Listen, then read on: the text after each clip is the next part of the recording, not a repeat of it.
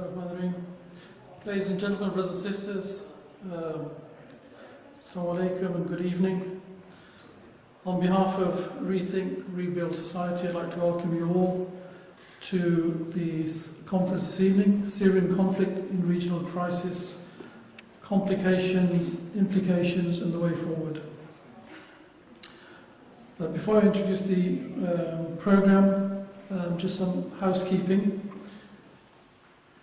We shouldn't be having any fire alarm tests, so if there are, we have a fire exit just behind the screen now here on my left, and fire exits outside over there. Gents and ladies facilities are, as you go out the door, on the right hand side and also on the left hand side. There is a prayer room as well, as you go out of this room onto the left. And can I ask everyone to have their mobile phones switched to silent or switched off altogether. We've got two plenary sessions. Each of the panels consists of 3 speakers. Each will speak for around 15 minutes. And questions will be taken at the end of each panel. So whilst the panel's going on, please refrain from asking questions. You'll be given plenty of opportunity after each session is finished. I'd like to also remind you that if you would like to follow Rethink Rebuild on Twitter, then it's at rethink_rebuild. And in terms of this conference, the hashtag is #Syrian Conflict Conference.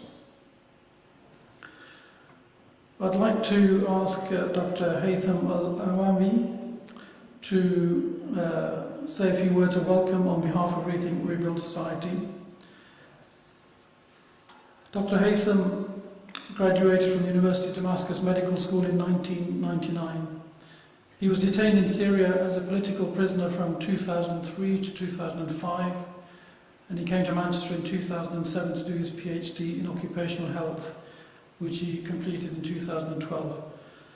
Upon graduation, he helped to establish Rethink Rebuild Society and currently serves as its director. Dr. Haytham.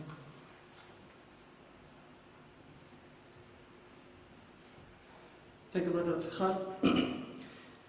Ladies and gentlemen, brothers and sisters, respected guests, MP John Leach, Police Commissioner Tony Lloyd, everybody, welcome to this conference. Assalamu alaikum wa rahmatullah, peace be upon you, and good evening. On behalf of the Syrian Committee of Manchester and its umbrella organization, the Rethink Rebuild Society, I would like to welcome you all to our conference tonight. At the beginning, I ask you to remain seated for a moment of silence for our heroes Alan Henning and Dr. Abbas Khan, and also for hundreds of thousands of innocents who have been killed in Syria.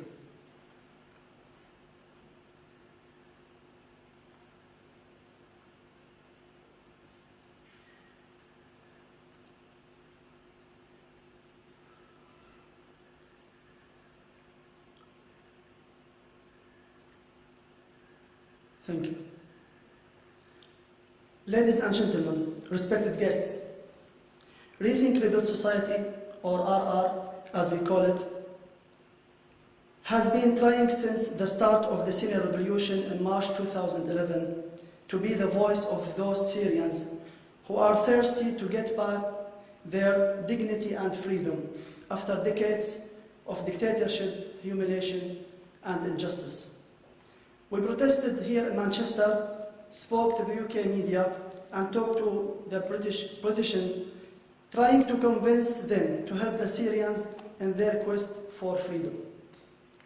The situation in Syria was deteriorating every day, and the number of people in need increased dramatically, and we reacted accordingly. RR tried to help different UK charities to fundraise for Syrians in need. The war continued in Syria, and the number of Syrians who managed to reach the UK also increased day by day. And we had to respond as well. So RR started a program to help the new Syrians the new Syrian arrivals in establishing their lives in the UK. After 3 years into the conflict, we found that millions of children are being left without any sort of education in Syria.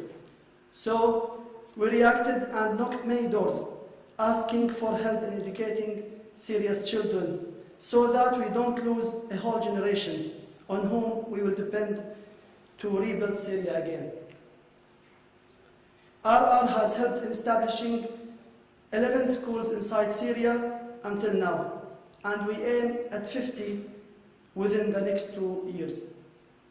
More information about the important work of Rethink Rebel Society is available in the portfolio between your hands.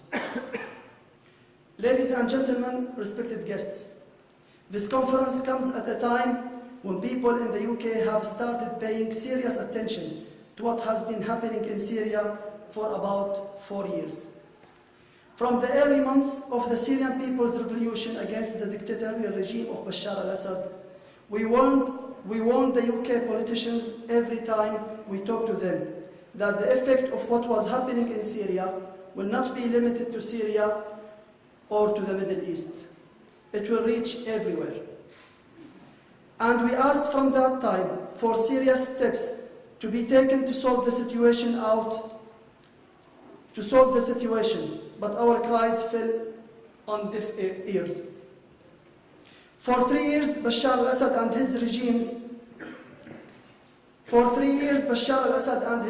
his regime's thugs continued killing women, elderly, and children, using all types of weapons. But the world practically kept silent, and Western countries hid their faces behind the vetoes of Russia and China. Suddenly, when the conflict reached the doors of the US and the UK, with the tragic deaths of some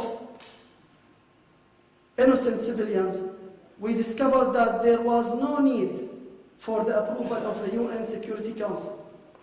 And we discovered that Western countries can attack Syria without the permission of Russia and China. But also suddenly, we discovered that the problem in Syria is not Bashar al-Assad.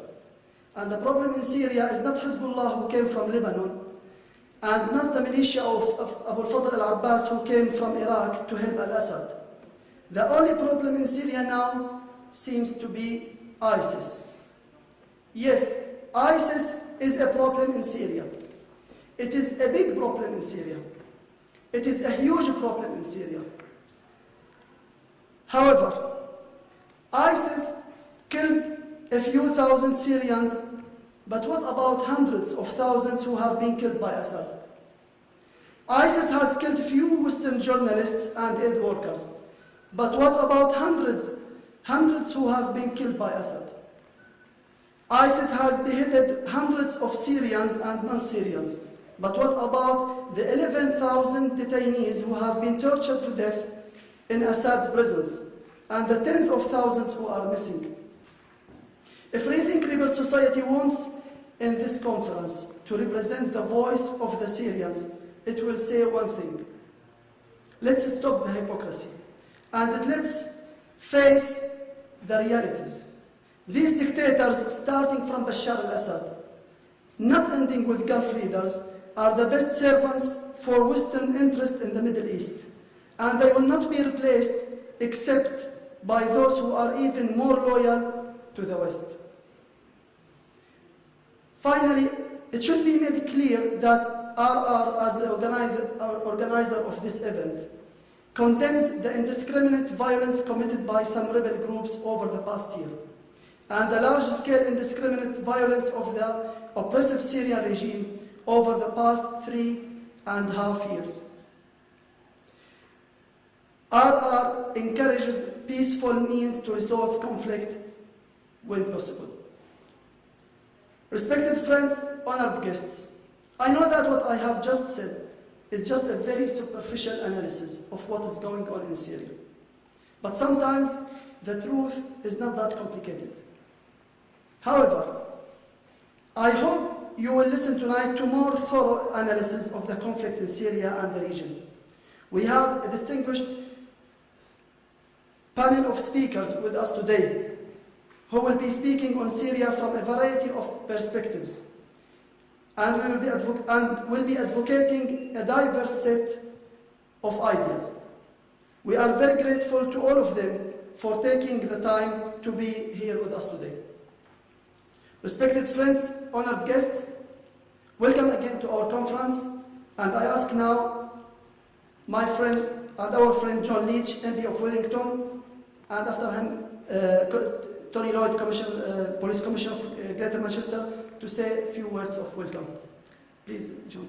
Thank you.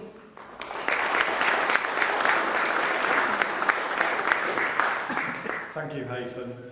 And can I thank Rethink, Rebuild Society for inviting me along this evening. I've not come here to speak, I've come here to listen.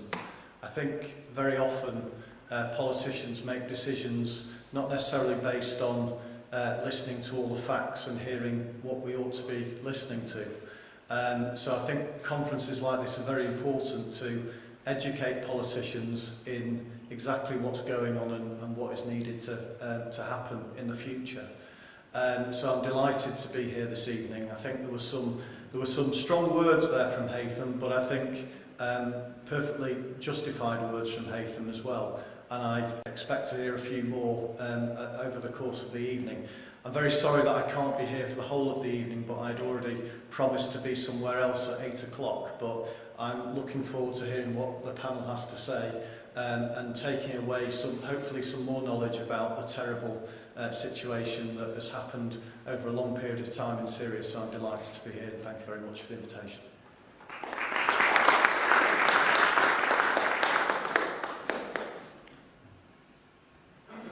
Well, like John Leach, I'm also a superficial politician, and I can't even stay to listen, I'm afraid. But I did want to come here tonight because I know many members of the Syrian community here in Manchester.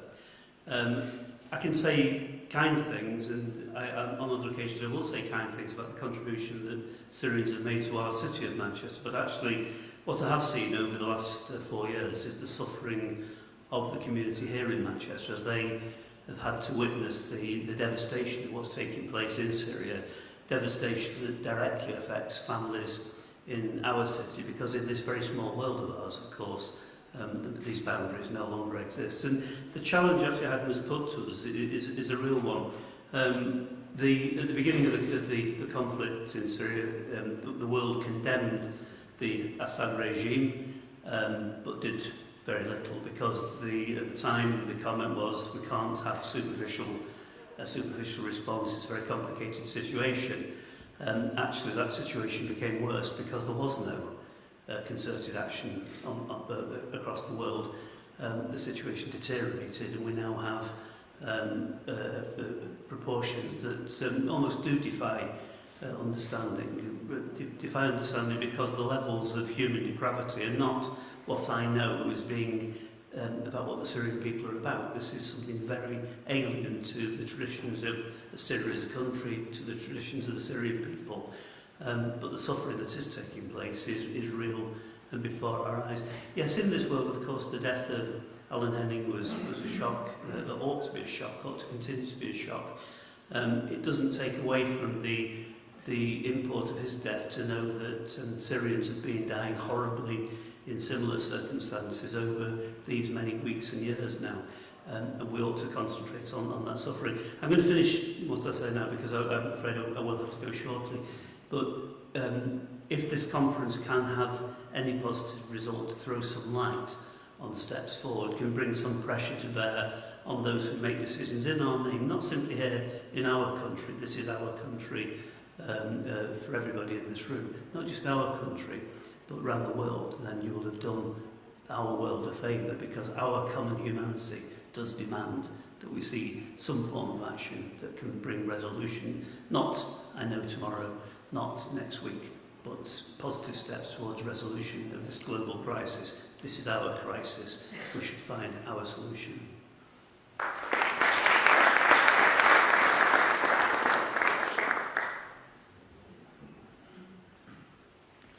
Right, so we're just going to begin our first plenary session. Syrian cause, realities and misconceptions. ISIS, British jihadists, media and policies. And this one will be moderated by Christian Benedict. Christian is the Crisis Response Manager for Amnesty International UK, where his main areas of responsibility is Syria. Christian began to work for Amnesty International UK in 2003. He has worked as the organisation's Middle East campaign manager and as campaign manager for China. Christian also spends a significant amount of his time as an advocate for human rights of Palestinians and Israelis caught up in the long-running conflict. I invite Christian to come onto stage and to introduce the panel for this session.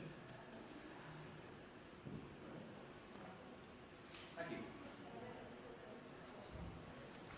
Thank you to the organisers for inviting me to attend this very important and timely event.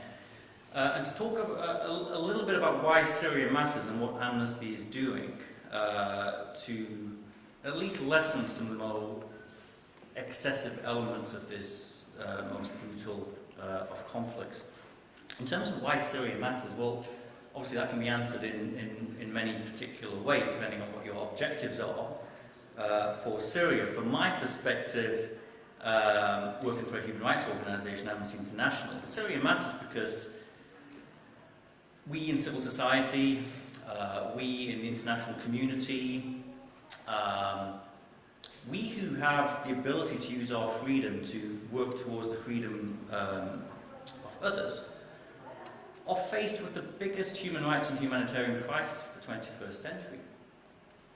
And I think for the majority of Syrians, surely for the majority of Syrians, there seems to be no end to the suffering and to the carnage of what's happening there. So Syria matters because once you've seen what's happening, either close-up, through relatives, on the TV, it's pretty much impossible to walk away from that. The headline statistics, they're horrific. We know that from a population of some 23 million people, over 11 million people are in desperate need of humanitarian assistance. 6.5 million people internally displaced within the country, 50% of them being children. It's a horrific situation. 4.6 million in hard-to-reach and besieged areas. Tens of thousands in detention. There's some pictures outside of some of those individuals who are in detention or have been disappeared by the regime. And as we know, at least 200,000 people killed in the past 3.5 years or so. The figure is likely much higher, by the way. That's an estimate. And it's a truly catastrophic situation. We know that, you know that.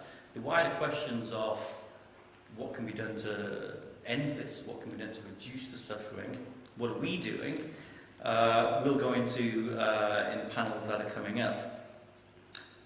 In terms of some of the areas of work that we're working on, obviously I can't unpack all that in the time that I have now. But a large strand of our work is about solidarity and supporting the Syrian people. But obviously within those short words you have hugely contested notions. What do we mean by solidarity? What sort of actions are going to be effective? People talk about strong actions, robust actions. What's going to be effective? Which Syrian people are we talking about as well? So we need to be very clear about that. Again, I can't answer for everybody. I'm speaking here on behalf of Amnesty and obviously speaking within the human rights framework, with human rights objectives and human rights vision. And that applies to anybody we speak to, whether it's individuals, whether it's civil society groups, whether it's governments, whether it's opposition groups. The narrative remains. And elaborate on this point a little bit. In late 2010, December 2010, when I was developing the campaign strategy for our Middle East and North Africa work, so one of the things you do, you get some campaign taglines and propositions, and at the time we went with something very simple: in solidarity, in defiance, and in more particular, solidarity for those who were peacefully demanding human rights, and defiance against those who were trying to stop them. And that probably seems quite a narrow approach, and it is in a sense, but that's about me being core and what Amnesty's core narrative is as a human rights organisation. That was 2010, early 2011. Obviously, the situation has escalated tragically, and Haytham is right. A lot of Syrians. I remember a lot of Syrians in February actually, and in March 2011, saying if concerted international action isn't taken, this will escalate, not just within Syria. So Haytham was absolutely right to talk about that. But I'm also not going to apologise for having a very narrow definition of how we do our work. We all know that there are Syrians against the regime, that there are Syrians who want a better Syria, who say they want justice. But at the same time, the sad reality is there are also Syrians who commit, justify, facilitate, or turn a blind eye to human rights abuses. So on what level do we have solidarity with those people as a human rights organisation, or as people who genuinely want to have a better Syria? And I'm not saying that to be provocative, obviously, I'm just trying to get across a bit of nuance and sophistication into the narrative I will want to be talking about tonight. On the flip side to that, though, I would never be dismissive of those individuals who took up arms to defend themselves, to defend protesters, to defend their communities. I certainly wouldn't dismiss them as somehow terrorist, heart-eating cannibals, as some self-described members of the progressive community have done with Syria. It's been quite outrageous, has that. In terms of our work, though, in terms of the narrative guiding principles that we're trying to promote, obviously it needs to be short-term in one sense because of the humanitarian crisis and the situation is changing daily on the ground. But we also have to have a long-term vision as well. We have to be able to try and hold together what we're saying to a long-term resolution to this conflict. There has to be a resolution to this conflict. It's unthinkable to think that this will go on for a very, very long time. So there will need to be an effective transition, and I'll talk about some of that as we go on. For the core areas, 5 core areas, and again, I'll really go through this quite quickly. Accountability. Amnesty's core work, researching, documenting, assessing, and increasing the visibility of human rights violations and abuses by all parties to the conflict. So one day, hopefully, those who have been committing human rights abuses and violations will be held to account. Ideally, the International Criminal Court or some other international mechanism. And that's, absolutely essential, as I was saying earlier. Those people who do want real justice, real credible justice, should also get behind that. Rough justice ain't going to work in a place like Syria, and it certainly isn't the root of long-term stability in the country. And as some of you might have heard me say many, many times before, it's a massive own goal to not just turn a blind eye to human rights abuses by some, not all, by some armed opposition groups, but to justify them as well. Torture, extrajudicial execution, the use of indiscriminate weapons, not taking proper precautions and protecting civilians. And, calling out some human rights violations, obviously by the Assad regime, beyond reform, obviously, and ISIS, also obviously beyond reform.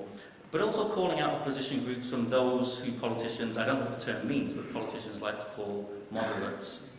Maybe we'll discuss what that term moderate means as well. And that's not to criticise for the sake of criticism. That's also about calling on armed opposition groups and their backers in the region and wider to invest a lot more in credible command structures, accountable command structures, have a better understanding and respect of international humanitarian law, the laws of war, if you like.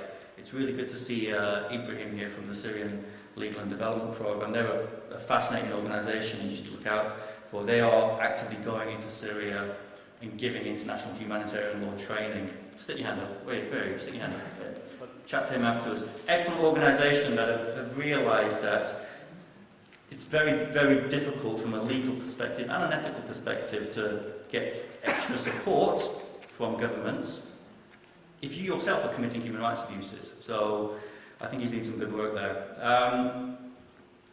Humanitarian action, that's the second part, huge area. Again, it's about amplifying what's happening in the humanitarian crisis. I talked about some of the statistics there, but it's also looking at some smarter ways of getting aid into the country via the UN, via international NGOs, and via local Syrian implementing partners. And that's a core part of our work. And it's important, we keep that narrative on the government's agenda. Obviously, counter-terror, and we'll talk about that in the panel, is a big agenda for the government, but ignoring or not putting enough investment into the humanitarian crisis and not looking at smart ways of getting aid into the country in a more sustained way, in a more secure way, where, and I say it's very clearly, civilian protection is prioritised over the concept of state sovereignty, is absolutely vital. As an organisation, we've said that very clearly. You've got to prioritise civilian protection over state sovereignty. It's very, very important. And it's good that the UN now have access through a number of crossing points without needing permission of the Syrian government. I think they've sent in some 20 convoys so far. That needs to be scaled up. It needs to be more durable. It needs to be more secure. Moving on, again, as I mentioned, there's lots of images of individuals who have been disappeared or detained in Syria. We've got a large area for our work is also on solidarity with those people, largely peaceful activists. The Assad regime knew what they were doing in early 2011 and throughout of targeting peaceful activists, targeting people who would be the building blocks of a better Syria, how we define it. Another area we're very close, certainly to Rethink, Rebuild, and a lot of the people here, is on refugee support and pushing the UK government to be resettling more vulnerable Syrian refugees. It's pretty outrageous, the small amount of people they've taken in at the moment. I think at the last count it was something like 76 people, and not all of them are the vulnerable refugees themselves, it's the refugees and their families. So that number needs to be massively scaled up, and Amnesty will be starting a new global campaign on that in the next few weeks, calling on not just European governments but also Gulf states as well, and states in the region who really are not sharing their burden when it comes to refugee resettlement.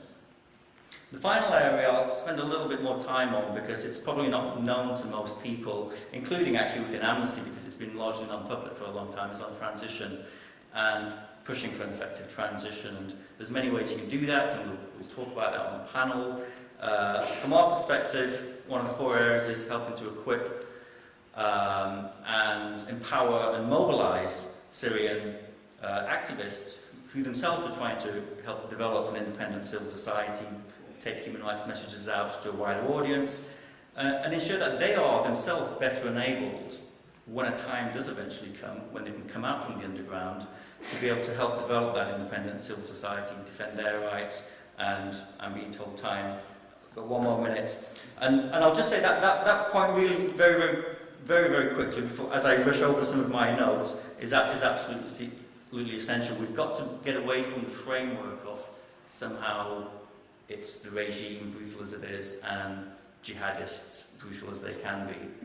And look at all the ordinary people who are suffering, but also the ordinary people who are fighting back, but in a way that is going to be sustainable and is about developing a more active civil society. And on a final point, as I'm being stared down to absolutely stop, and this leads more into the panel discussions, I can talk all I want about humanitarian aid access and getting it into the country. I can talk all I want about helping to develop an effective civil society and doing human rights monitoring inside the country. None of that's going to be effective if you don't have sustainable, credible security on the ground. That's a discussion in itself in terms of who provides that security, how they do it, what their rules of engagement are, how applicable it is to protecting civilians. Those are critical answers that need to be addressed, not just through Syrians but also part of the international community. Building credible security in the country. If you can't do it in the whole of the country, do it in parts of the country. But that's going to be essential, otherwise getting aid in, building civil society, making a better Syria ain't going to happen. That's it from me. We now have an expert panel, so if I can introduce the first. Actually, if people want to just come up to the and take their seats, that might be a better way to do it. Thank you.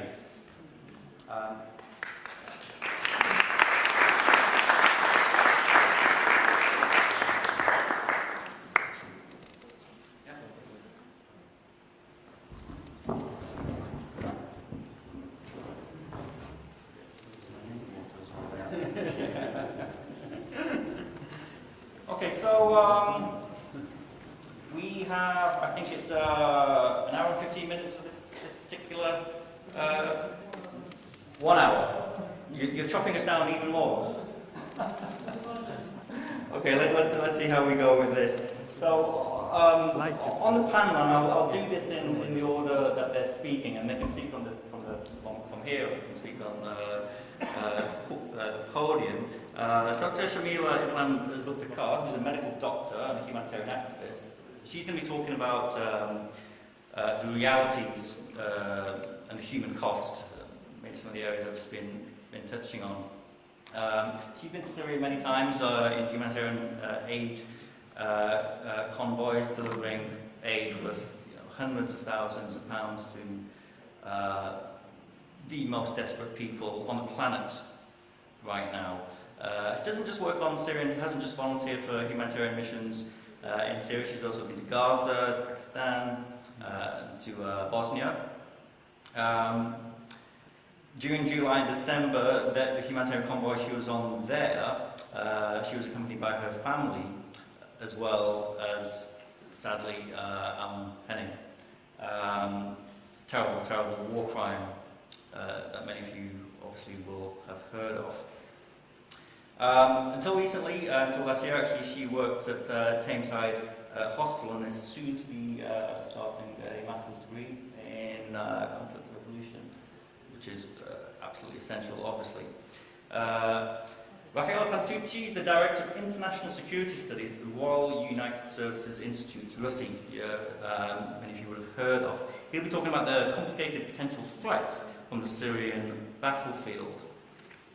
He's a world-renowned expert in counter-terror, but he also has some other interests. He's like me in the past, does a lot of work on China as well, which has its own issues and dynamics, obviously, with this issue.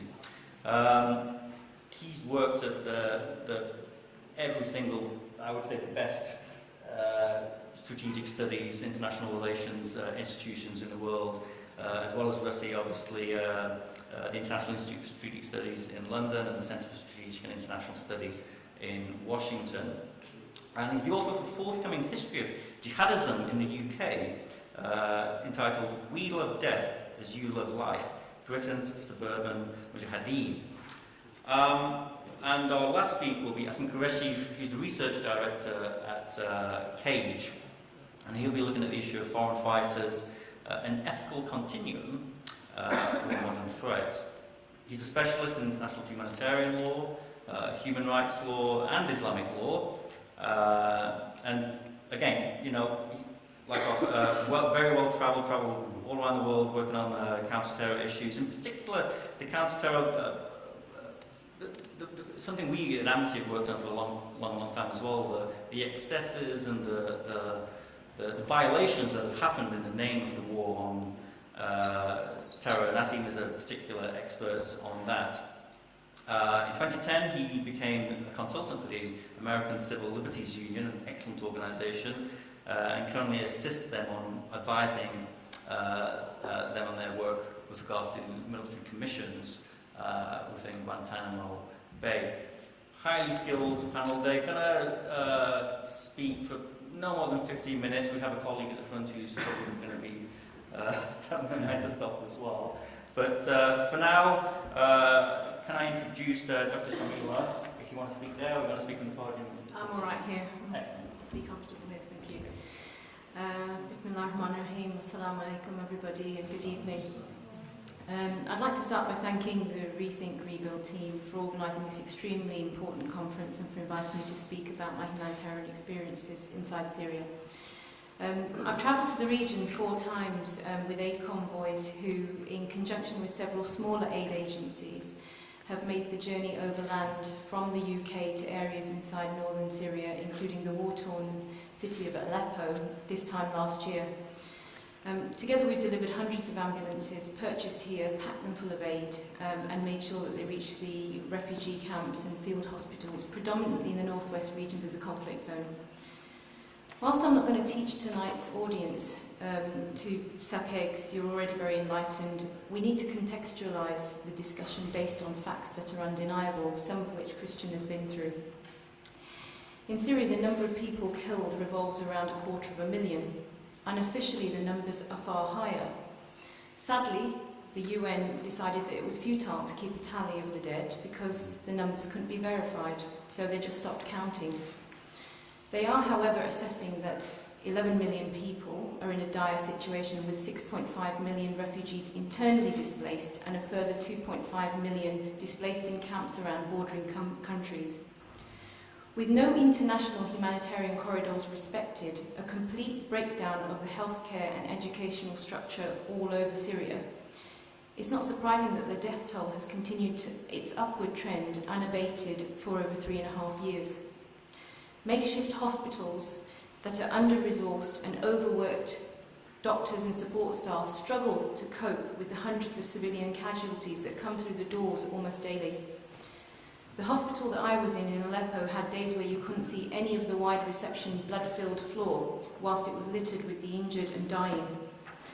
This level of casualties and workload has been unprecedented, but galvanised those working out there to become some of the most resilient teams that I've ever seen or had the honour to work alongside. One thing that I noticed with every humanitarian mission to the region was that the refugee camps would swell, getting bigger every time we would return. Huge tent cities stretch from as far as the eye can see, from the moment that one crosses over Bab al-Hawa or Bab al-Salam. And with each day that this crisis continues, hundreds leave their homes and precious belongings with just the clothes on their back, never to return to their land again after the areas are targeted by the Syrian Air Force and whole towns and villages are razed to the ground. Since returning from the December convoy, I travelled to Dubai for a family wedding where I met a Syrian taxi driver.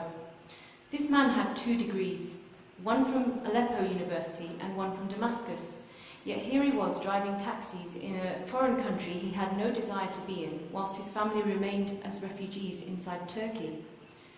He recalled to me the story of his migration after his village was targeted by the regime and barrel bombs were dropped, indiscriminately killing some of his relatives and neighbours, innocent civilians. In the dead of the night, with car headlights off and in the pitch black, 3 generations, including his old and infirm parents and young children, including babies, escaped to the Turkey border, willing to take the risk of being robbed or killed by armed bandits en route, or aerial strikes towards anything moving in the dark from regime warplanes. The irony of it all was that months after they escaped, refugees, despite their affluence, his family were only 100 metres away from a later bombing in Rehania, a town near the Turkey-Syria border, subsequently causing them to relocate as refugees a second time to escape the trauma of war. The children are still scarred, waking up crying at night. Even as the kettle whistles, it reminds them of the high-pitched sounds just before the bombs dropped on the place they once called home. He would never go back to his country, he cried. My land is full of mines and unexploded bombs. It's useless to me now, and it's just too painful to think about. God will provide for me wherever I go, inshallah, God willing. This is just one story. Others are desperate to go back where they've left all their memories. Speaking to a fellow aid worker and journalist who was working with Syrian refugees inside Bulgaria, she described how dire the situation was for some of the families who had escaped the violence. Many described how they were treated in some of the host countries with stories of exploitation, sexual harassment, intimidation and contempt for the new refugees, and found the situation so miserable that they wished they'd never left Syria and had just died there. How tragic is that for us as the international community and as the rest of humanity? Our struggle to cope with this crisis is exacerbated on two fronts, really. One is the lack of respect for humanitarian corridors inside Syria, mostly by the regime, but undeniably also by rogue rebel groups inside who are opportunistically taking advantage of the utter chaos. And secondly, by the domestic policy here at home, which I will go into some brief detail about shortly. It cannot be denied that humanitarian assistance from the international community is urgently required to preserve life and ease the suffering of so many. The British community have stepped up to the challenges faced with working in these regions over the last few years. British Muslims in particular are some of the most active and generous people dedicated to humanitarianism in the world. Our motivation comes from the concept of sadaqah, voluntary charity, and aiding the oppressed, which are fundamental concepts of our belief in Islam. On seeing the suffering coming from the region, many people are moved to do more than simply donate and want to deliver aid practically on the ground.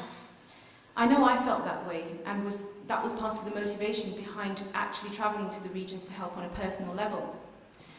From a charitable point of view, it's highly important that one determines the need on the ground, assesses the aid required, and ensures that the aid entrusted for the poor and destitute is provided to them through a transparent and structured, efficient manner. This would inevitably require a need for responsible teams to visit the areas and assess firsthand what needs to be done on the ground. And over the last few years, this has been a refining process for most charities working in these areas, having to adapt to a dynamically changing situation on the ground whenever required. In particular reference to aid distribution, ground staff are at great risk of being targeted and killed, and we have the example over the last few months alone of aid workers being killed in this way, where humanitarian corridors are deliberately targeted by the Syrian regime. The tragic killing of my friend and fellow aid worker Alan Henning just a few short days ago is an example of how innocent humanitarians are also being targeted by rogue extremist groups to serve a political agenda, both from the extremist point of view, but also to justify the killing of further innocent civilians as collateral damage in US-led airstrikes. It's important to point out that in order to reach the places that many of the international aid agencies themselves are struggling to get to, many smaller NGOs, whether they are British or whether they're from within the region, will take calculated risks between airstrikes in order to preserve and save life or to get essential food and water distributed. The sad reality is that without many of these smaller aid agencies and missions, which are often how even the bigger aid agencies are disseminating their aid, many vulnerable civilians, the very old, the infirm, and the very young will inevitably die. Over the last few years, the UK has seen a steady criminalisation in most humanitarian aid work in Syria, especially convoys over the last 8 months. Guidance from the Charity Commission warned that convoys, and I quote, may be abused for non-charitable purposes and facilitating travel for British foreign fighters. This has resulted in a longer-term association between the terms aid convoy and potential terrorists, where a subsequent media frenzy has set in stone that the actions of a tiny minority imply that all aid workers must have an alternate agenda, especially when it comes to Syria. And the question this poses is, why would British Samaritans leave the comfort of their homes to travel thousands of miles to a foreign country to help the poor and the vulnerable? To me, having seen the situation, that's a no-brainer. To others, it's something that isn't easily understood.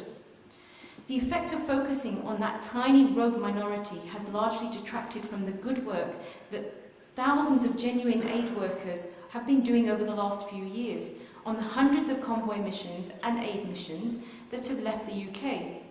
The changing dynamics of the conflict in the northwest regions of Syria, where many of the aid convoys have been concentrating their efforts, has also resulted in adaptation of new strategies being implemented in order to minimise the risk of aid and ambulances falling into the wrong hands on the other side of the border.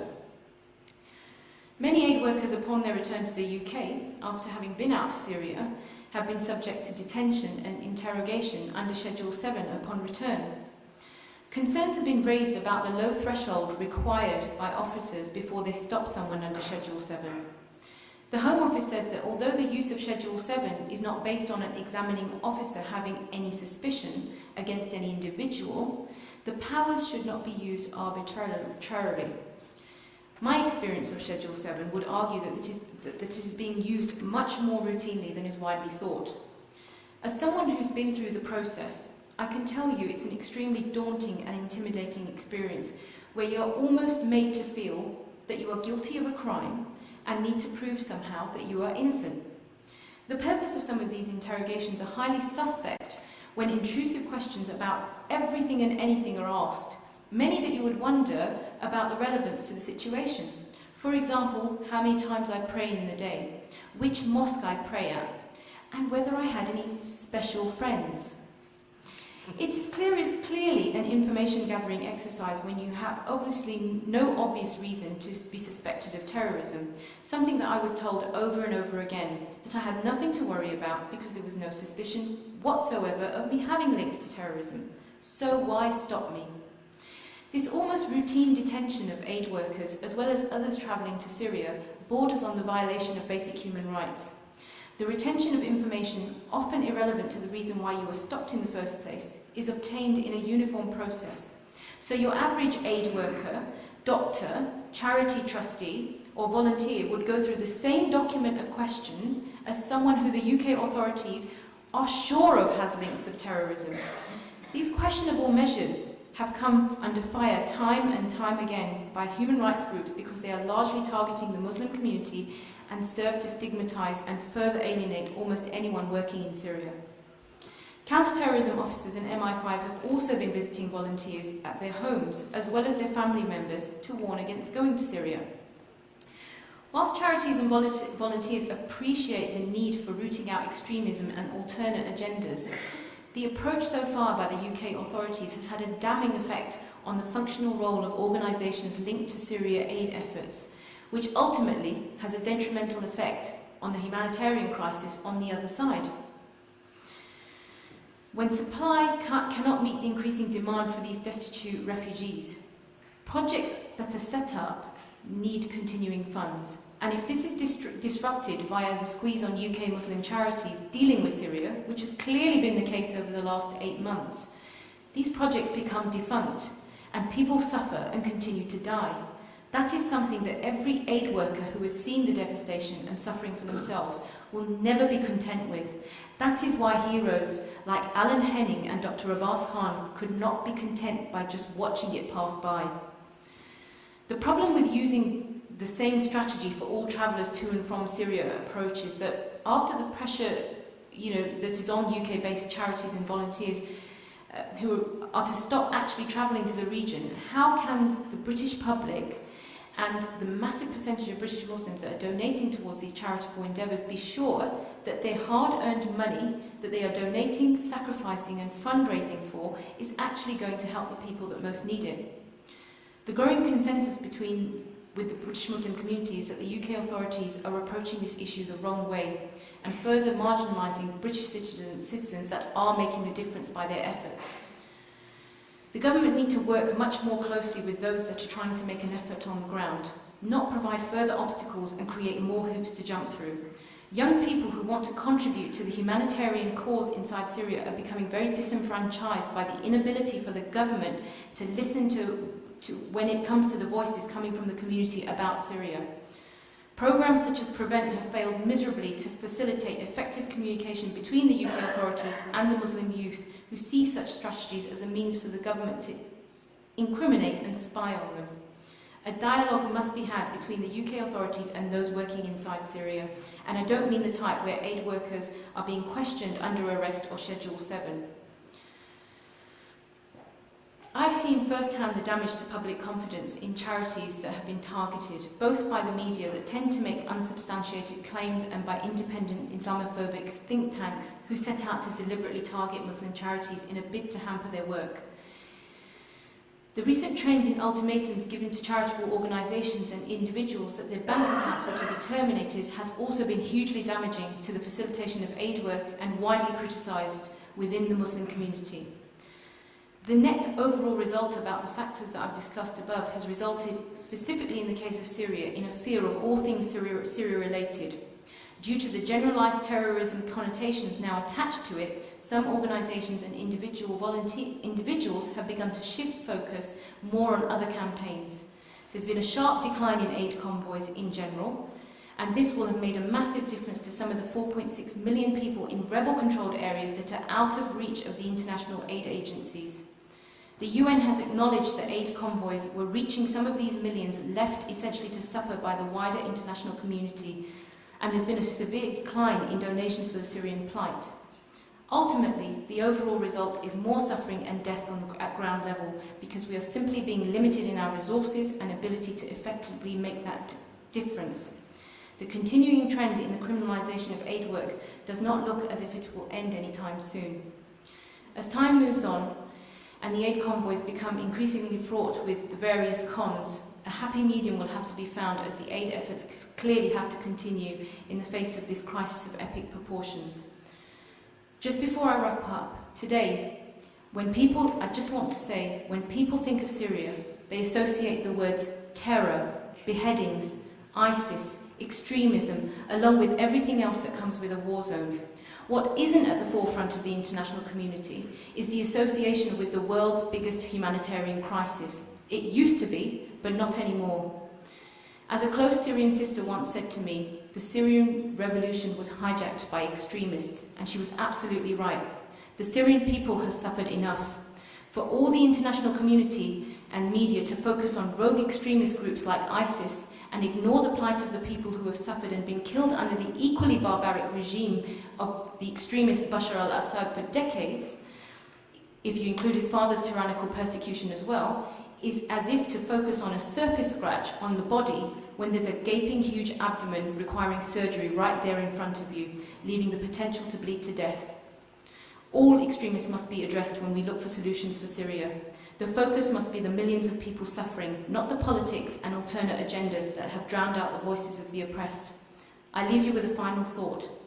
Even if all the aid agencies in the UK stopped focusing on any other projects and worked solely inside Syria, we would still collectively be unable to adequately meet the needs of all these people and to rebuild the infrastructure. So each one of us must make a concerted effort in our own capacities, whether that's to donate, to raise awareness about the plight of refugees, to fundraise, or to speak out about the difficulties imposed on those trying their level best to make a difference on the ground. I pray that God eases the suffering of the Syrian people and brings peace to the region soon, and eases the difficulties placed on those of us actively trying to help on the ground. Jazakallahu khairan. Thank you for listening to me.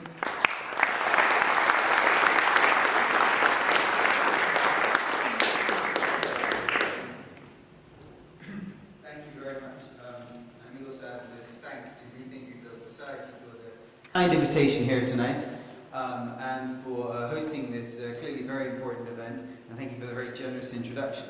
I think, a lot of what the doctor said before about doing difficult aid work there is, I think, at the heart of the problem in Syria. And I think it is certainly the case that this is fundamentally a humanitarian crisis in the first order, a huge magnitude that we frankly been watching happen sort of on our television screens for some time. I think that the government are trying to do something, but clearly a lot more does need to be done on the humanitarian front, and I don't think anyone would deny that, and I think events like this to highlight the importance of that are clearly very important. I think in my presentation I will first be very short, conscious of the time, but I thought I'd touch a little bit first on the sort of internal dynamics of the conflict as it sort of stands today. And then talk a little bit about the sort of external aspect of this threat picture. And I think one of the sort of aspect that I think people in Whitehall and other governments are particularly concerned about when they're looking at what they're seeing happen in Syria and why they are concerned about it from the perspective of being something that might start exporting instability or threats elsewhere. But first to talk a little bit about the internal sort of dynamics of the conflict. In some ways, I can summarize this very easily, in that it's a very, very fragmented and difficult picture to comprehend. And I think if I was to sit down and try to explain the battle in any great depth and any great detail, it would take a lot longer than the sort of 15 minutes, or probably less, that I've got allocated to me here today. It is an incredibly fragmented battlefield, and it has been an incredibly fragmented battlefield for some time. I think almost since the beginning of the conflict it's very unclear about what the different groups that are fighting against the regime are, who they are, who's allied with whom, and who really is intending on fighting against the Assad regime, who is there for ulterior motives, who is there to maybe develop a sort of different independent stronghold within the sort of territory of Syria. I think this fragmentation and sort of confused picture is one that's been magnified by the sort of growing instability across the border in Iraq. I think while this event is very clearly focused on Syria and what's happening within Syria, it's very difficult to talk about that these days without talking or at least touching upon what's happening in Iraq. The border between the two countries is one that has become pretty porous, frankly, at this point in a lot of places. And so I think a lot of the trouble and groups that you're seeing that are going back and forth are ones that are really able to move within that sort of bigger space, and for them the picture often isn't simply looking at Syria or looking at Iraq. It's a much more sort of transnational space that they see. ISIS, of course, being at the forefront of groups that are sort of moving in this direction.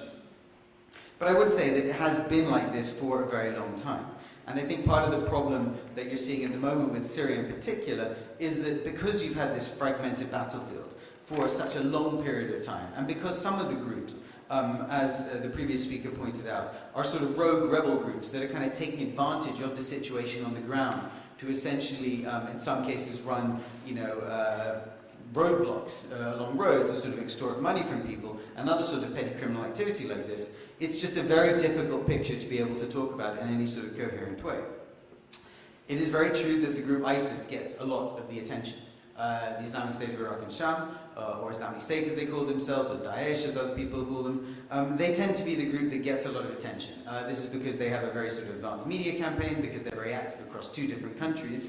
And, they're the ones that get a lot of this sort of attention, but they're certainly not the only group that's fighting on the ground. And if we look at what's happening within Syria, we can see that on the rebel side, fighting against the regime, there are Free Syrian Army units, there's Jabhat al-Nusra units, there are groups that are sort of under the bigger umbrella of the Islamic Front. There are many different Salafi, jihadi groups that are fighting against the regime. And then there are Kurdish groups that are fighting against the regime and even some of the rebel factions. This very sort of confused picture is one that has, as I say, been like this for some time. But I think what we've seen maybe has been decreasing of late is the level of fighting that seems to be going on between all the different groups. I don't know that we're seeing them all necessarily fighting together, but I think that we're seeing a lot of the sort of lower level conflicts and clashes that we had been seeing happening, I would say, over the past year, seems to be decreasing at the moment. It's very difficult to know exactly why, but I think the other thing to point out about that is that, it's not in fact new. Even when the sort of discussion of the clashes on the ground between groups like ISIS and Jabhat al-Nusra and others were sort of at the forefront of the headlines, the reality was that you could still see instances of fights where they would take on against the regime, where they would end up kind of fighting together. So it's always been this sort of very messy sort of picture. But I think at this point, when we're sort of standing back to look strategically at what's happening, it seems as though the conflict seems to have somewhat ground to something of a standstill. I think we're seeing different incremental clashes happening in specific cities, and sort of the regime seems to be more professionalizing its response. And we're seeing, whereas previously the regime was quite bad at sort of taking back pieces of territory, they've started to take a much more professional approach. And when they are sort of attacking a city, they are now using tactics that seem to be trying to hold the territory, rather than previously sort of go in, displace the rebel groups that were there, kind of move on somewhere else, the rebel groups would come back in. There does seem to be something more happening on the regime side at least. But I think at this point, it doesn't seem as though, or at least from my perspective, from our perspective, it doesn't seem as though we're seeing any sense that there is a sort of an immediate timeline, a short to medium term timeline of where we're going to see one side really come up victorious over all of the others and sort of be able to reclaim that Syria is sort of one unified place under one specific authority. That's sort of on the internal side of the picture. To touch quickly on the sort of external side of the picture, which I think, and to maybe cast a bit of a light on why I think people in Whitehall are concerned about what is happening in terms of the sort of groups on the ground there and why they see these as a potential threat either to other powers regionally or even back here to the United Kingdom or elsewhere in Europe.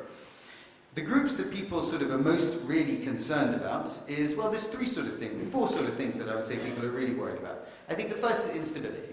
Instability, historically, has always produced problems, and it tends to breed greater instability in the regions around it. So if you have an area like Syria, which is sort of ungoverned with a central authority, but as I say, controlled by lots of different groups and rebel factions who have different sort of ideas and visions about what they're doing, this creates a sort of very difficult ungoverned space, which, as we can look back at history, has produced problems elsewhere in a number of different contexts. It has, I think, substantial repercussions for the sort of broader region. If we look at a country like Lebanon, or we look at a country like Turkey, or we look at a country like Jordan, we can see that there is a lot of concern in these places about the fact of having a sort of very large and unstable Syria sitting on their border. I think, people say, has this instability in Syria already sort of expanded out and caused problems in neighboring countries? I would say look at Iraq. I would say if you look at Iraq and the situation that sort of deteriorated there so substantially over the past few years, a substantial part of that is in part due to the fact that you have this very sort of unstable situation across the border in Syria that has sort of expanded out. I think we're looking at the other groups that people are concerned about. Clearly Jabhat al-Nusra and some of the groups like Ahrar al-Sham that we're seeing fighting on the rebel side against the Assad regime. The concern around these groups is, of course, based around the fact that elements within their leadership do have links and historical connections to groups like Al-Qaeda, who have an expressed desire to launch attacks against the West.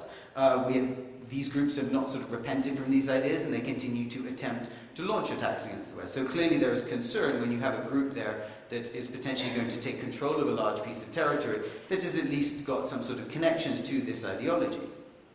And then the one that really occupies everyone's attention these days is ISIS, which I'd like to take a minute to sort of talk a bit about ISIS, because I think that often the threat picture around them is one that is slightly exaggerated in some ways.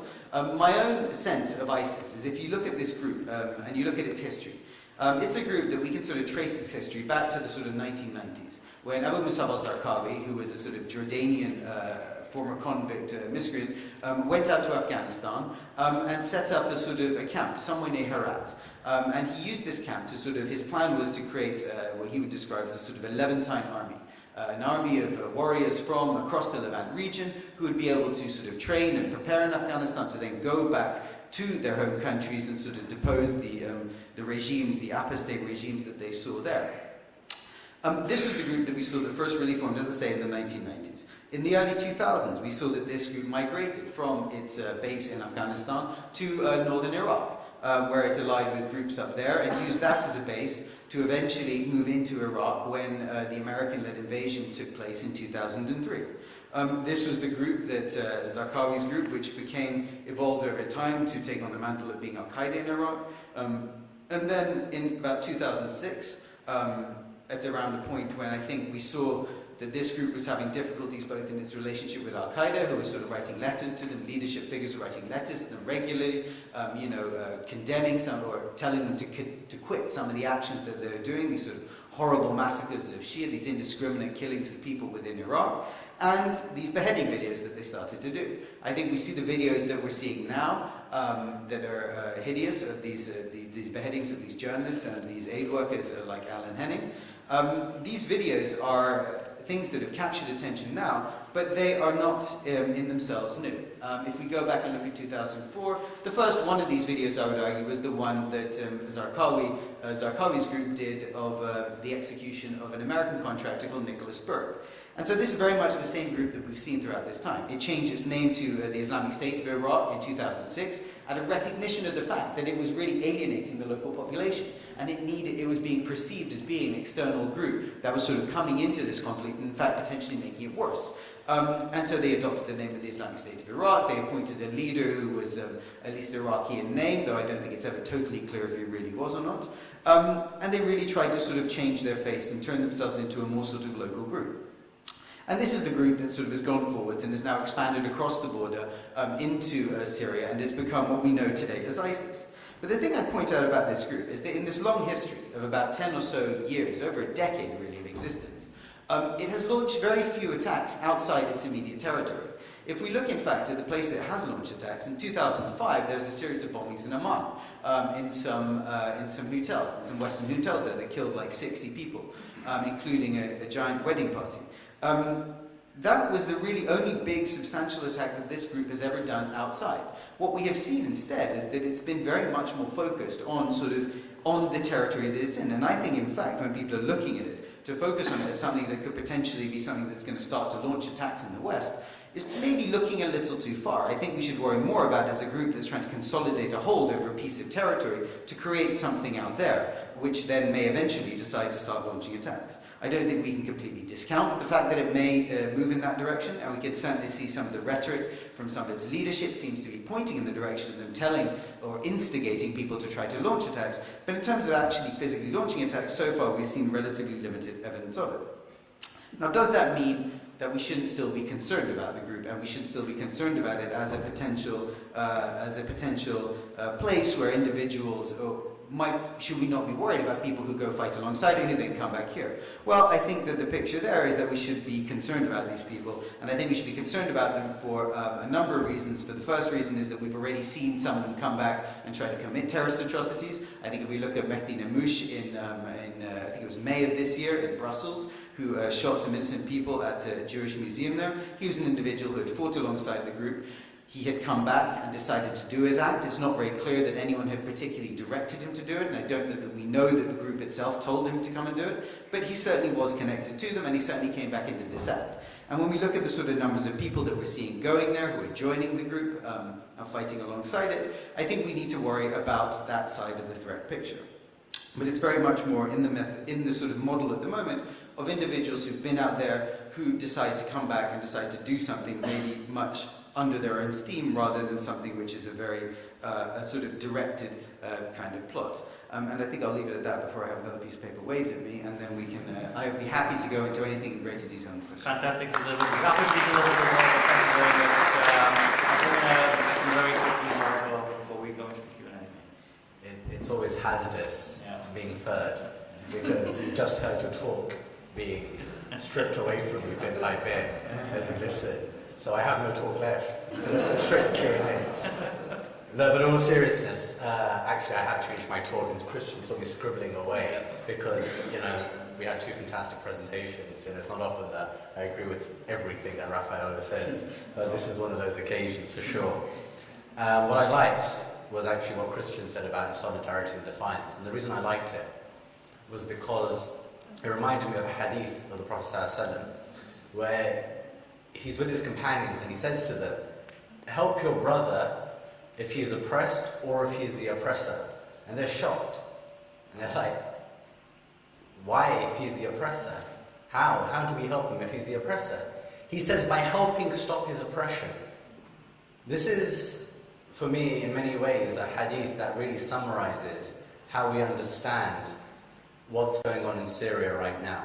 Because it's complicated, as Raphael has shown us quite aptly. It is extremely complicated, and when you are thinking about complicated things and how to deal with them, you actually first and foremost need to bring the human being at the center of everything. Once you see the human, it becomes easier to start thinking of ways in which you can work with them, engage with them, and even to challenge them. Because our propensity to immediately go for fear and for hate, because it's easy, because it's quick, because it allows you to look as if you're strong, unfortunately is the position that we take all too often, particularly our own governments within the West. And it's not easy to think in terms of the human beings that sit behind this, their histories, their lives, their politics, what led them to these situations. And this is really kind of a summation at the very start of my presentation of what I want to say, which is that this is extremely complicated. And if we don't remember that at the end of the day, there are all sorts of human beings that make up this situation, then we will never find a resolution to this, because we will only ever think in terms of us and them, or there being another. And, we've spoken a bit already about kind of what's going on over there, but when you think of, a man sitting there on his knees, or, on his knees in an orange jumpsuit, wondering whether or not he is about to get executed, that image came back to me very, very, very strongly again and again and again. Because actually it was that image that convinced me that I shouldn't pursue a career in corporate law, but rather should move entirely to human rights. The image I'm talking about is not Alan Henning here. It's 10 years ago. It's Guantanamo Bay. And we see that image being reflected every single time ISIS posts one of its videos. So it's amazing how when we think about it, they're mirroring the abuses that they see being carried out against their people, our people, the Muslim people, but are replicating it instead, actually. So they're not saying that, okay, we need to hold ourselves to a higher value system, we shouldn't act like that or respond like that. Rather, they go immediately to the verse in the Quran, fight them as they fight you, and they replicate. So this, for me, is so telling, because I've seen this again and again and again, that, the policies that we, those of us in the Western world, and I include myself here because I live here, I'm as part of this soil as much as anybody else. If you put me on another island, I would still be as sarcastic in the British language as I was if I was in London. This is just a reality of who I am and how I've grown up. This is the reality. And so, when I think about, our response to the war on terror, our response to 9/11 and what we have done, and then I think about Guantanamo, I then see it being replicated all over the world. In 2007, I was in the Horn of Africa, working on a case of some people who had been abducted from Ethiopia and from Kenya and sent on rendition flights to Ethiopia. They arrive in Ethiopia, men, women and children as young as 3 years old and women 8 months pregnant, and they're immediately put inside chicken wire cages, just like the cages of Camp X-Ray. And 3 days later they're brought before the court, and the court says to them, we're trying to determine whether or not you're enemy combatants. This is a legal anomaly. This never existed before Guantanamo. That term, that specific phrase, unlawful enemy combatants. The Ethiopians picked it up from the Americans and they placed it immediately within their jurisdiction and started using it as now a new legal tradition, a tradition that exists within the security paradigm of the war on terror. Now, how does this relate to Syria? This relates to Syria because what I'm trying to say is that we've had 13 years of counter-terrorism strategy that is based around an extremely traumatic event on 9/11. And I can't deny that it was an extremely traumatic event because Americans have never experienced anything like this. They've never experienced suffering like that. The Middle East has, many times over. And that's maybe why they don't respond in such a way, and it's much more of a slow burn maybe, but for the Americans it was immediate. But 13 years, if you had a company anywhere in the world, and for 13 years you adopted a strategy that not only failed at every single turn, but actually made the world a significantly worse place than it was the previous year, you would be unceremoniously kicked out of that company, the board of directors would change, there would be rebranding, there would be all sorts of things going on. But the reality is that every single time something happens, we revert back to fear, we revert back to hate, and we increase our security analysis that says we need less rights, less laws, we need less transparency. So the American government says we don't want to release the torture memos about what we did to people like Khalid Sheikh Mohammed. Why? Because if the jihadists get it, then it will become a recruiting tool for them. No, what's a recruiting tool for them is the fact that you cover it up. Is the fact that every single time an abuse has taken place anywhere, instead of holding full and open trials and allowing the law to come extremely hard down upon those who have committed those abuses, you cover it up systematically. And these are the things that end up then becoming the recruiting tools. And what's interesting about that, for me at least anyway, is that in so many ways it's a mirror of what a lot of these groups, the way that they think. So the Sharia, the Islamic law, is a normative system. It's rules and regulations, do's and don'ts. Okay, it's just like the English legal system. It's one of the reasons why maybe I enjoyed law so much and I enjoy studying my religion so much, because as a lawyer, the jurisprudence really very much appeals to me. But what's fascinating for me is that Al-Qaeda, their basic view is that the Ummah, the international Ummah, is under attack. The international community of Muslims is under attack. So the laws of jihad say X. We need to depart from that because this is a time of insecurity. This is a time when there is a threat. That means we have to change the laws of war in order to meet that threat. That is no different than when Tony Blair says the rules of the game have changed. That the rule of law was one thing yesterday, and we need to now put these things aside in order to meet that challenge. We have a secret trial going on in the UK right now. It is unbelievable to think that anyone within their right mind will think that that's going to make a world a safer place, to have less transparency, to hide things from the people. People are not stupid. But the worst thing is that the people that they claim are barbarians and evil and so on and so forth, they are not stupid either. They see this and then they use it as well. I remember back in 2006 watching a video by Dr. Ayman al-Zawahiri where he's talking about it was 2006, maybe earlier than that, where he's talking about Tony Blair's plan to bring in 90 days pre-charge detention. Why is he talking about this, something that's so unique to the UK? Because he's saying this exposes the fragility of their democracy, the fragility of their values.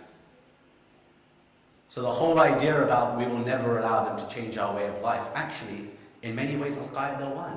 We changed our way of life completely. We totally removed the best part of what it meant to be British, which is to know what your rights are. That's why people like Abu Qatada came here in the first place, and he's the first person to say that. I came here because you knew where you stood with the courts, except they changed their entire legal system in order to deport him from the country. They brought in secret evidence, they brought in secret trials, and they changed everything. They changed the rules completely. Sorry, how long do I have? 2 minutes, okay. So in the last 2 minutes, I'm actually going to try and give some of my original talk, which is to say that there's multiple reasons. There are multiple reasons why people go out to Syria and Iraq. Okay, to think that everyone is out there, they think exactly the same way, is a complete and utter fallacy. There are people who are ISIS right now, who are sympathizers with ISIS, who will categorically tell you that all of those videos of the beheadings are completely fabricated. They believe this completely. Because for them, the whole point about ISIS was just the idea of belonging, having a homeland.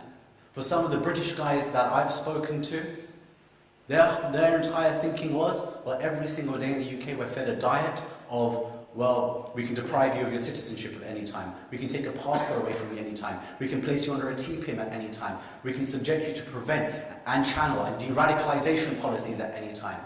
Living in a world where the rhetoric is so constantly and consistently Islamophobic, they thought to themselves, well, they don't want us here, obviously. And ISIS is sending the message, Ahlan wa sahlan, come, welcome to our hearts. We will give you a sense of identity, a sense of being, a sense of belonging. This is what it's about. It's about the fact that we weren't able to give our own young people a cogent reason for staying in this country. Because if we were able to, they would never have gone there. It's really that simple. It's not about global jihad. It's not about, just about, wanting to go out and fight. In fact, many of them aren't even fighting. Many of them are just going over there and just living very normal lives. But we weren't able to stop them from going because we never taught them. One of the things I challenge mosques a lot with is, why don't you do a weekend course on the fiqh, on the jurisprudence of jihad? Why not? I write about it at the end of conclusion to my book, actually. But because for me, it makes so much sense that you would, if you knew what was right and wrong, you would actually go out, when you're interacting in the world, you would know that you couldn't do or could do X, Y, or Z. But we don't. So our young people, they find their information elsewhere. And that is the thing that is detrimental to us, to our communities here.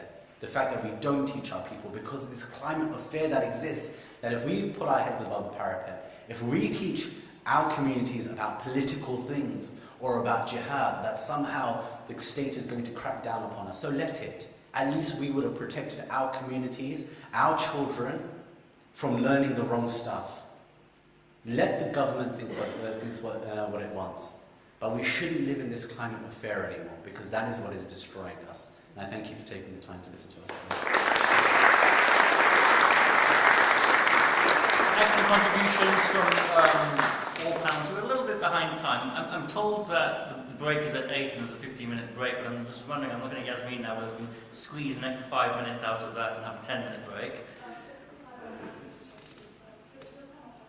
Okay, I think that's a no, isn't it?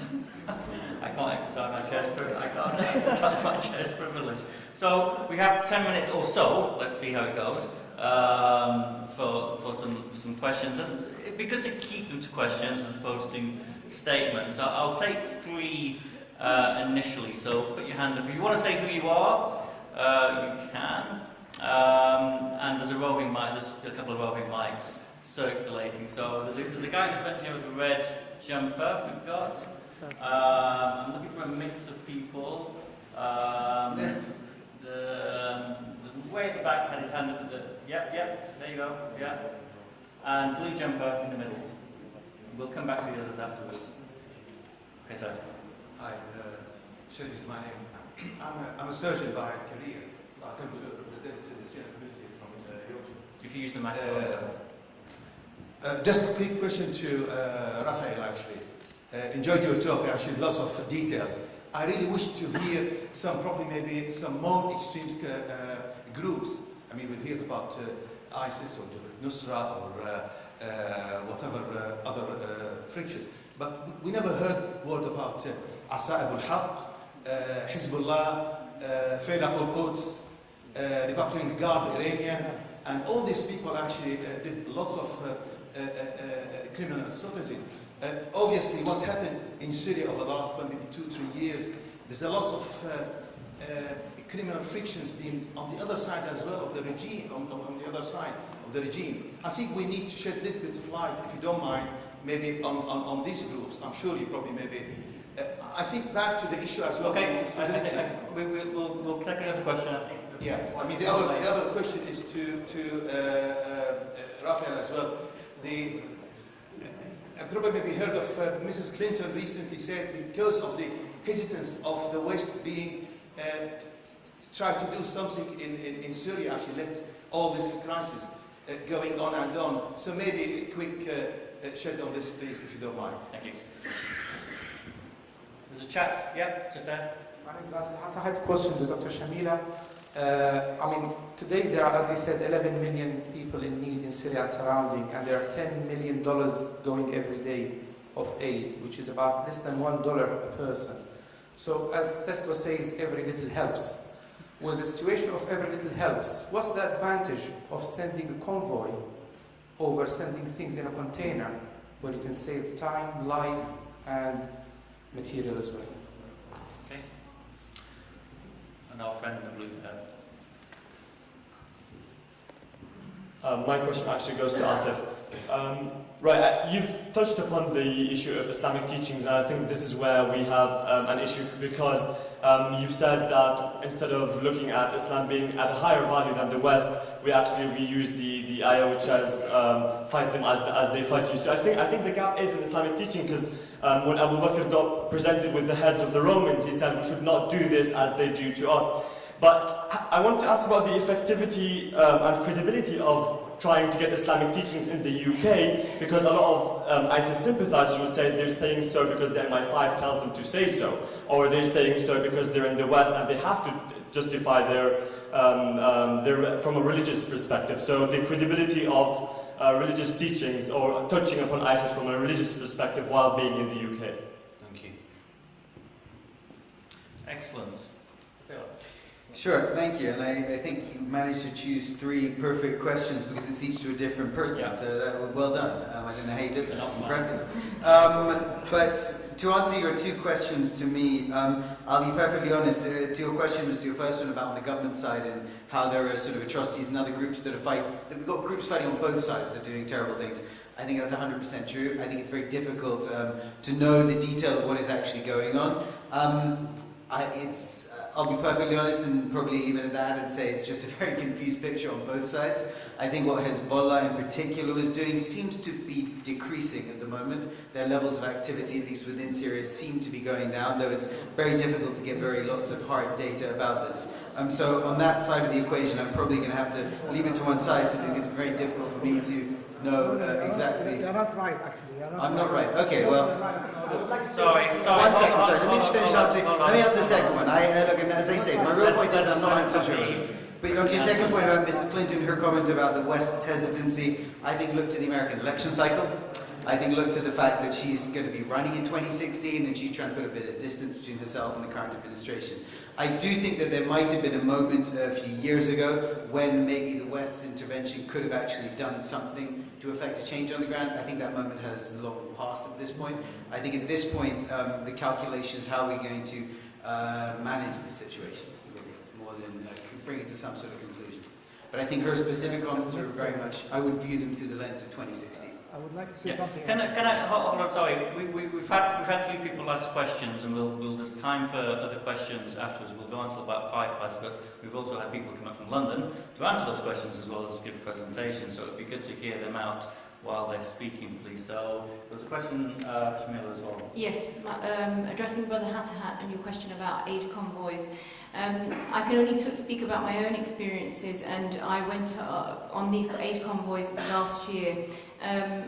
The question, I think, as I understood it, was the advantages of containers and aid distribution over aid convoys. At the time last year and previously to that, over the last 3 years, as aid convoy missions have gone, the main point was to get ambulances across the border to hospitals inside, because these had been targeted deliberately by the Syrian regime. And up until last year, the consensus was that it was the best way to take the ambulances across the border filled with aid. As time went on, and obviously convoys became fraught with other issues, and it was more difficult to get over the borders. That's now obviously come to a halt, and as we've seen, we've had less and less initiatives of convoys going across to Syria. So yes, the consensus is that over time, and because of the changing dynamics in the situation out there, that it is better to send containers, and even with sending ambulances in those containers now, obviously as a result of what's resulted in, especially from what happened with the December convoy. Before I just come in on that, your aid operations, you've been on multiple. Do you coordinate with the UN, with OCHA and any of the No, we don't. Is it totally separate from that? Completely independent, yeah. And you wouldn't seek to get involved in some of the new coordination bodies that are being developed? Well, we would do, but the consensus is that there's not very much being done by the UN in those northwest regions. That's the issue. They're all, coordinating with the Syrian regime and even the Syrian Arab Red Crescent to some point. And that is where we've had issues where lots of people, lots of international independent aid agencies have gone into the northwest and said, well, even our government has said we're at the forefront of Syrian of humanitarian efforts inside Syria, but the people on the ground would beg to differ. I think it's more around what's happened recently since 2 very important resolutions, 2139 and 2065, going through Balhawa and Balsalam, and there's something to build on there. We can maybe touch on that later. This is later, isn't it? I mean, what's happened is obviously... It's early days. Yeah. I think there was a question as well. Yes.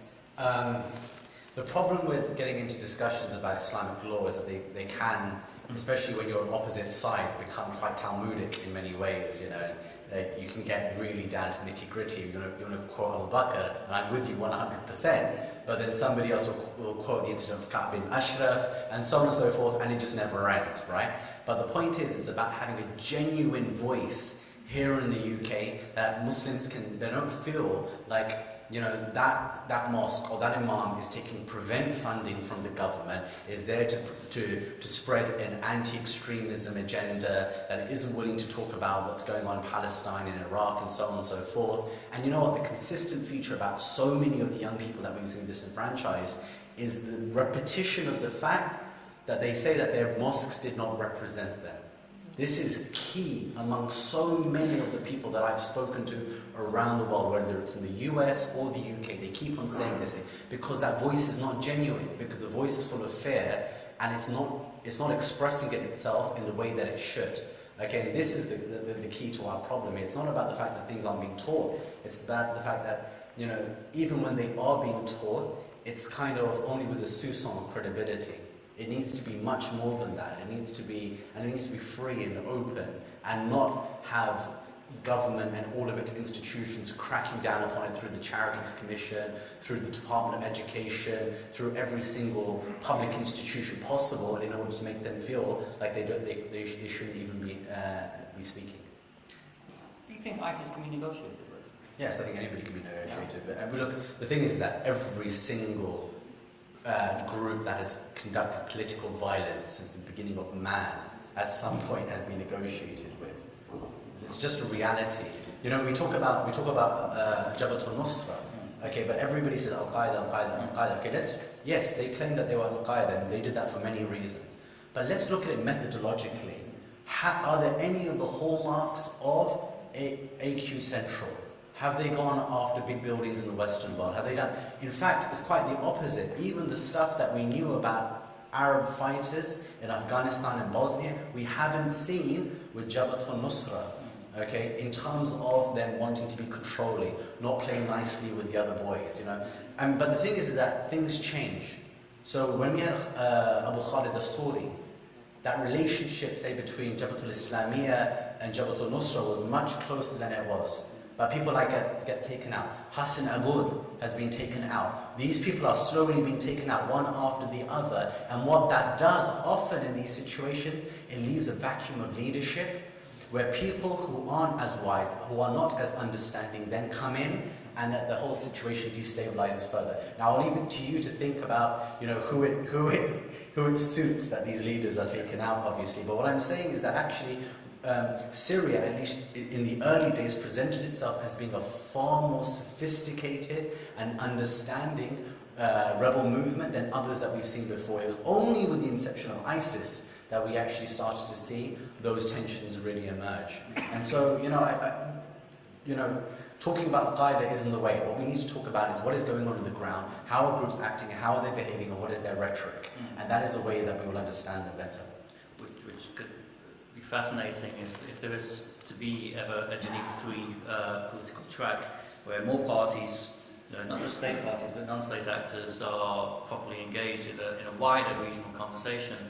We've got a couple of minutes left, so let's see if anybody else has got their couple of minutes here to get their hand up. There's a lady there, just on the left there. Yeah. Sorry, over here. Sorry, we have a question here.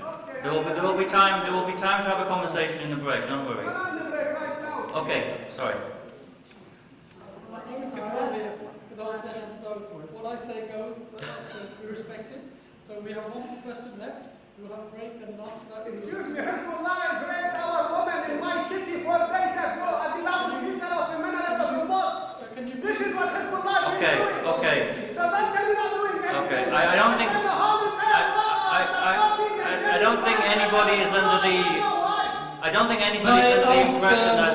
People to be respectful of the chair, and also that we're here to listen to an expert's panelists. We have another set of panelists later on as well, and it's not really here for the rest of people to make their comments, but to ask questions of the panel. That's what the purpose of it is. Yeah, so and just got one more question. I don't think anybody here is under the impression that Hezbollah are a bunch of fluffy bunny rabbits and don't commit their own war crimes themselves.